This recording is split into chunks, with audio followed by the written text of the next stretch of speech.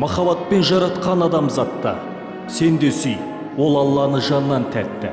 Адамзаттың бәрін сүй бауырым деп, және хақ жол осы деп әділетті. Сонау 751 жылдан, яғни қазақ даласына ислам дінінің сәулесі келген жылдан бастап, дін біздің рухани тірегімізге айналды. Сол бір кездегі Қытайлар мен арабтар соғысында ата-бабаларымыз арабтар жағына шықты. Пұт дінінен бас тартып, ислам дініне бет түзеді. Алайда ислам дініне дейінде даламыздың өз заңдары, қағидалары, наным сенімдері болды. Олар шым-шымдап сіңген шариғат дәстүрлерімен біте қайнасты. Осылайша жалпы шариғатқа қайшы келмейтін қағидаттар, ортақ бір қосынды дәстүр пайда болды. Мінеки талай ғасыр бойы біз сол ислам мен дәстүр салған ізбен жүріп келеміз. Алайда айтуға тиіс бір ақиқат бар. Ол ақиқат кешегі 70 жыл бойы санамызды улаған идеология қазақтың ошағынан дінді алып кетсе де дәстүрді өшіре алмауы. Шынын айтқанда дін мен дәстүр егіз ұғым. Сол дәстүрдің сақталуының арқасында біз 70 жылдың ішінде өзіміздің мұсылман екенімізді ұмытпадық. Ислам тек дін емес, бұл біздің мәдениетіміз. Бұны жаңағы насихаттауымыз керек, таратуымыз керек деген. Егер осы дінімізді дұрыс таратсақ, дұрыс бұны философиядан түсінсек, біздің жастарымыз міне болашаққа, мемлекеттің көркеюіне, елдің бірлігіне, болашаққа қызмет ететін патриот жастар болады. Ислам өркениетіне қазақ даласынан шыққан ғұлама, ойшыл, данышпан ғалымдар сүбелі үлес қосты. Бұл тек қана дін саласында ғана емес. Жалпы ислам өркениеті деген кезде бұл өркениет тек қана діни ілімдерді қамтымайды. Бұл жаратылыстану ғылымдарымен де қатысты. Өйткені біздің Абу Наср әл-Фараби, Баласағұнилер, Таразилер, небір Қашқарилер, Сығанақилер, көптеген дана ғалымдарымыз, ғұламаларымыз осы қазақ даласынан орта ғасырда шығып ислам өркениетіндегі дін ілімдерімен қатар басқа да ғылым салаларында үлкен өздерінің үлестерін қосып, осы ислам өркениетінің өркендеуіне атсалысқан еді. Дәстүрлі дініміз талай аласапыран уақыттарда елдігіміздің сақталуына қызмет еткен еді. 21 ғасырдың жаһандық қауіп қатерлерінен ұрпақты сақтаудың төте жолы ғасырлар қойнауынан тамырын тартқан дәстүрлі дінімізден ажырамау. Бізге өзгеше жаңалықтар ойлап табудың қажеті шамалы. Өйткені жыраулар, одан кейінгі Абай, Шәкәрім сынды ғұламалар ұрпағын түзу дінге жетелеп кеткен еді. Сол рухани дүниелерді өрімтал жас бойына сіңіргенде мемлекеттілігіміздің тұғырлы, ұлттық рухымыздың биік болатындығы анық.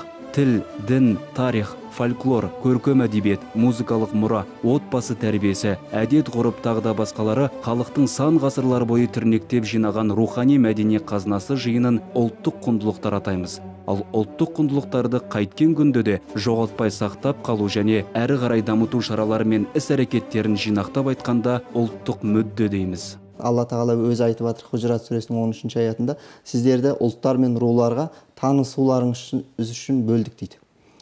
Танысып қызықтау үшін. Мысал үшін бір Қытай мен қазақ отырса, бір-біріне қызық, ол киімдері әртүрлі, бет әлпеті әртүрлі, дәстүрлері басқа, жаңағы тыңдайтын әуендері басқа, өздерінің жаңағы балаларына қоятын есімдері де әртүрлі.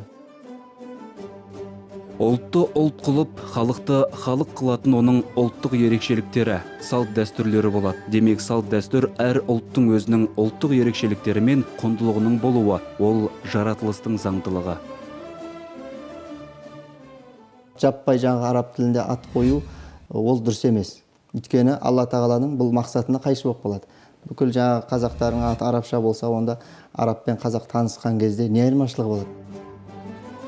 Салт дәстүр әр ұлттың, халықтың діні мен сеніміне, тұрмыс тіршілігіне, ұлттық құрылым ерекшелігіне сәйкес ғасырлар бойы жинақталып, өмірдің өзі туғызған ғұрыптардың жиынтығы, қауым мен қоғамда қалыптасқан мінез құлықтың үлгілері. Күнделікті қолданыста бір мәдени топты екіншісінен айыратын және бейресми жолмен реттейтін, қабылданған мінез құлық ережесіне немесе әлеуметтік әрекеттерді жөнге келтіретін терминге жатат.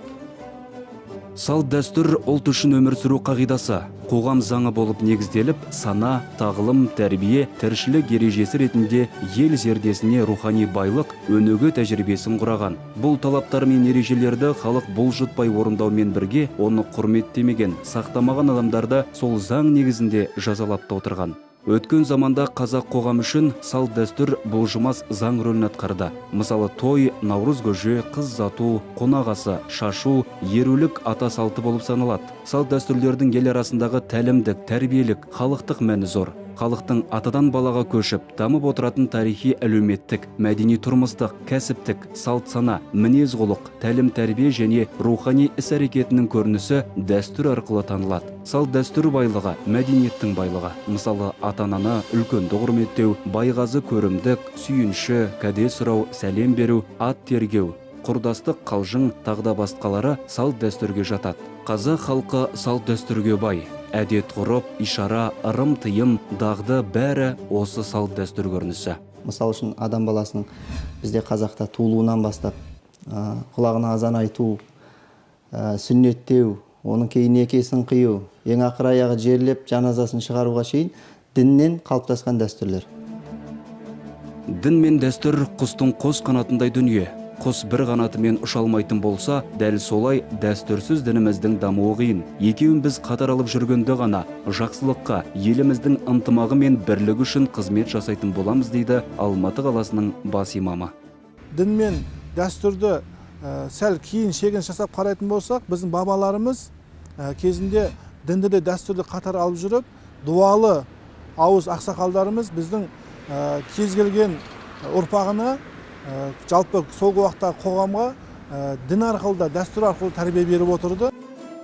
Қазақстан мұсылмандар діни басқармасы мешіттеріміз арқылы жастарымызға, мешітке жиналған жамағатқа, жалпы халықтың арасында дініміз арқылы дәстүрімізді, дәстүріміз арқылы дінімізді насихаттауға үлкен күш салып жатыр. Республикалық ақпараттық насихат тобы құрылып, әр өңірде жұмыс істеуде. Дін мен дәстүр атты кітап та жарияланды. Дін мен дәстүр жылы да жарияланды.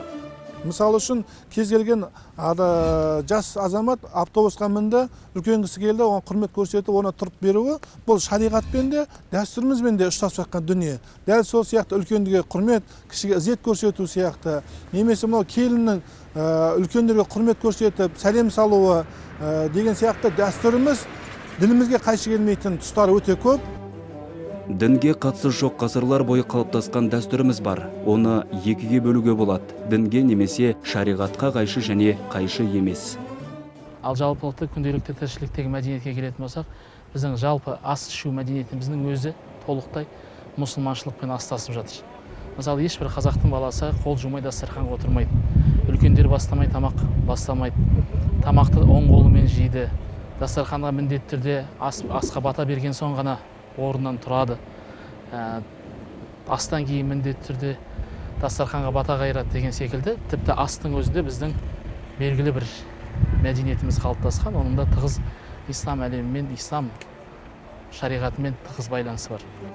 Жалпы қазақтың дәстүрі ислам дінімен 95% біте қайнасқан деуге болады. Тіпті аңыз әңгімелердегі, қиссалардағы кейіпкерлер де бірдей болып жатады. Исламмен бірге келді деп емес, құдды бір өзімізде бұрыннан бардай миымызға сіңіп кеткен. Біздің дәстүріміз қазақтың қандай ұждани қағидаттарды ұстанатыны ылғи да мақал мәтелдерінен тайға таңба басқандай көрініп отырады. Осы ретте қазақтың күллі мақал мәтелдері мысалға алынған. Бұл да қазаққа түсінікті, ұғынықты. Қазақ халқының мақал мәтелдерінен, ел аузында жүрген сөз орамдары мен өлең шумақтарынан имани ұғымдар мен ұстанымдардың жарқын мысалдарын таба аламыз. Қодар деген образ бар, әдеби образды. Қодар деген жалпы Құран кәрімде Салих деген пайғамбардың аты аталады. Және Салих пайғамбардың Самуд деген қауым бар. Сол Самуд қауымына Салих пайғамбардың мұғжиза ретінде шығарған түйесін шалған адамның аты Қодар. Содан біздің қазақ халқының типтік образында жаман адамды көрсету образында Қодар деген тұлға қалыптасқан. Былайша айтқанда қазақтың әдебиетінде, ауыз әдебиетінде ол нәрсе толықтай орныққан. Ол да сол әлгі мұсылманшылықпен астасып жатқандықтан пайда болған нәрсе. Атымтай жомарт деген мысалы тіркестер, бұлардың барлығы кәдімгі мұсылманшылық жұртылығынан енген сөздер. дәстүрдің озығы да бар, тозығы да бар дейді. Ең жақсы дәстүрлер бұл неде?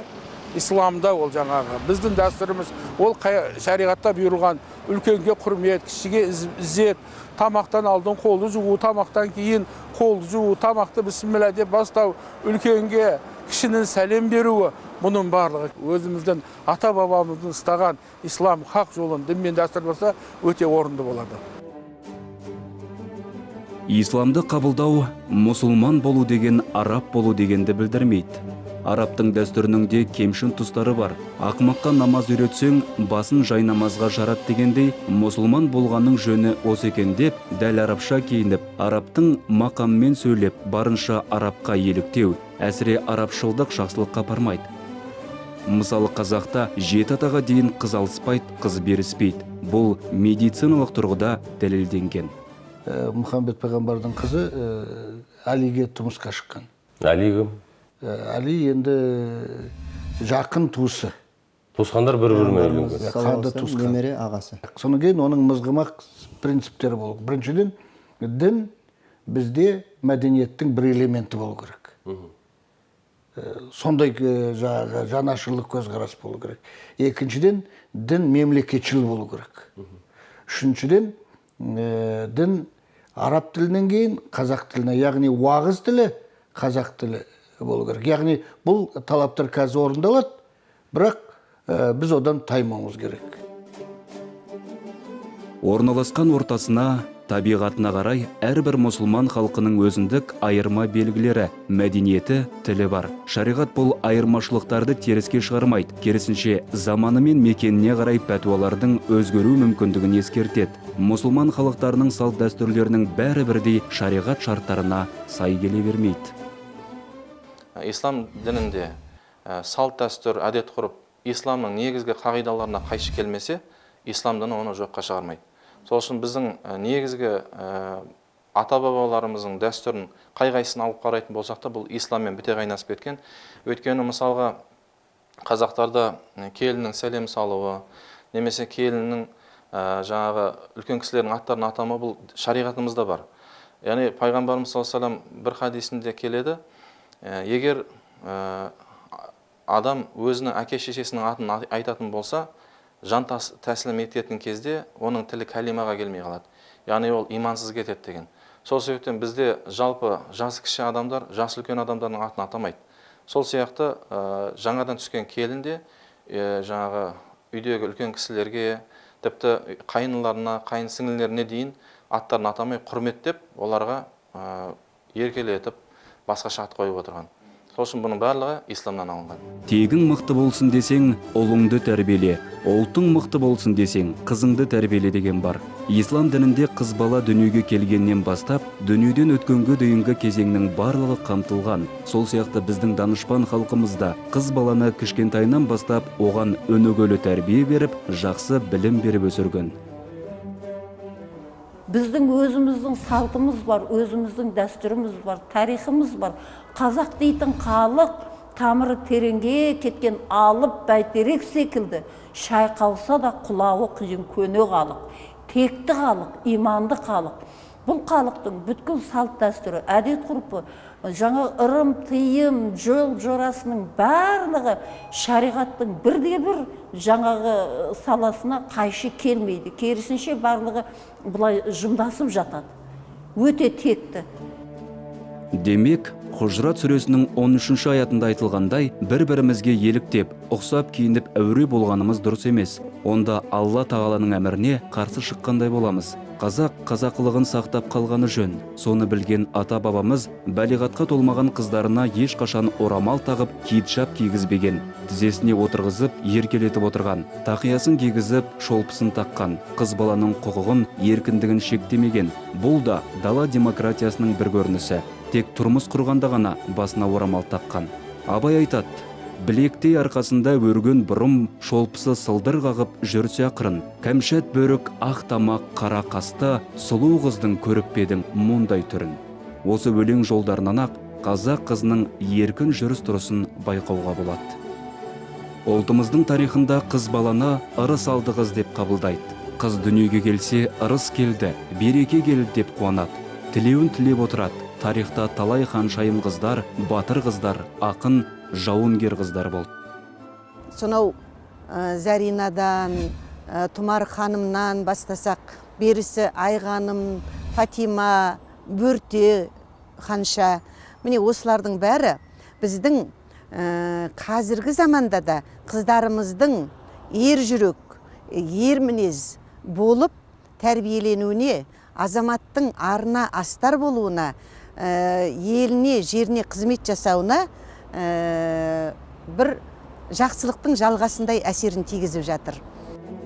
Қазақ халқының ғасырлар бойы ұстанып келе жатқан діні ислам. Шариғаттағы іс-амал мазхабы ұлы имам Әбу Ханифаның мазхабы. Ал діни дүниетанымдық ұстанымы исламның негізгі қайнар бұлақтары Құран мен пайғамбардың саллаллаху алейхи уассалам сүннетіне негізделген сүннет және жамағат жұрты. Оның ішінде Әбу Мансұр әл-Матуридидің мектебі. Қазақ халқының да ұлттық бет бейнесі, ділі мен тілі осы идеологиялық мектептің негізінде қалыптасты. Оған айғақ боларлық айшықты дәлелдер жетіп артылады. Бұхар жыраудан бастап мәшһүр Жүсіп, Абай, Шәкәрімге дейінгі ойшылдар мен ақындардың мұраларынан нағыз мұсылмандықтың, имандылықтың үлгісін көреміз. Имандылық қасиеттің сырына тереңірек үңілетін болсақ, қазақ халқы имандылықты үш негізін өздеріне тірек еткен. Ол біріншіден дін, яғни ерте ғасырлардың өзінде ұлан ғайыр қазақ сахарасында кең тарап, жергілікті ұлттардың, оның ішінде түркі тектес тайпалардың арасына сіңіп, олардың өмір тіршілігімен қабысып кеткен ақиқат діні ислам діні.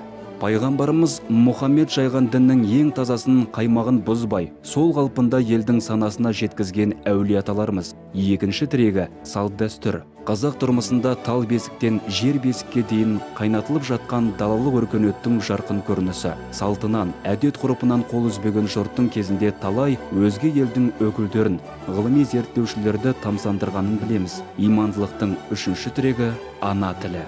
Қазақта исламға сенген ұлттық рух қана дамытылады. Ал ұлттық рух пен ұлттық болмыс дегеніміз ана сүтімен кірген ана тілі, қазақ тілі, асыл дініміз, тарихымыз, ғасырлардан бері жасап келе жатқан әдет ғұрпымыз. Қазақ қанша қиыншылық көрсе де, тіл мен дінін жоғалтпаған халық. Тілі мен дінін, ғадет ғұрпын жоғалтса, ұлт ретінде жойылады. Ұлтты құрап отырған білімді жігіттер мен ибалы қыздарымыз барда, қазақ мәңгі жасай бермек.